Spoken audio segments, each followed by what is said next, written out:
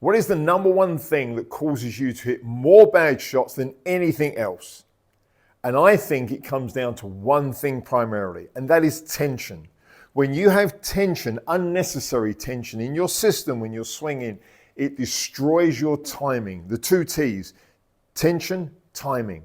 When the tension is there, your timing is almost certainly always going to be off. Now, it's easier said than done to be able to relax. And actually, knowing how to relax is the key thing. Sometimes we can overdo that. So what you've got to be able to do is to be able to get in a good flow state. Now, I'm going to share a technique with you here, which you may find a little bit crazy. But if you practice it a little bit, I promise you it really will help you. You haven't got to think about changing your swing. You haven't got to change positions. You haven't got to stand on the golf range for hours grooving a new golf swing. This is something you can do straight away.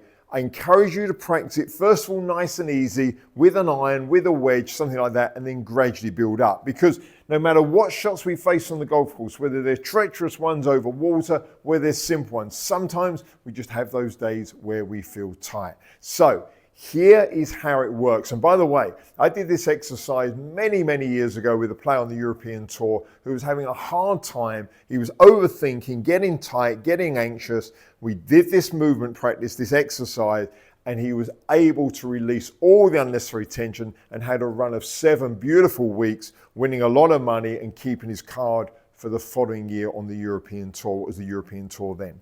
So here's how it works. What you're simply going to do is you're going to forget every swing thought you would normally try and have. Don't have any of them. You're going to focus on one thing only. Can you make a consistent humming sound throughout the swing? Okay, so it's going to sound like this. Or as close to that as you can get. Now, here's the good news. Once you practice it a bit yourself, you do not have to do it out loud because you're probably thinking, oh my goodness, my playing partners are going to rib me forever if I even do that once, okay? You can do it inside your head once you practice it, but find a quiet spot so you don't get locked up, and find a quiet spot and go and practice it initially so that you can get the idea of it. As I said, probably start with an iron first of all. Start with a practice swing, not with even with a ball, and just make that sound. Now, here's the thing. Can you keep it consistent and keep it going all the way through? This is what you'll probably sound like to begin with, like a lawnmower going out of control. You're probably going to sound a bit like that to begin with because that's all the tension getting in the way. Really, all humming is a form of breathing.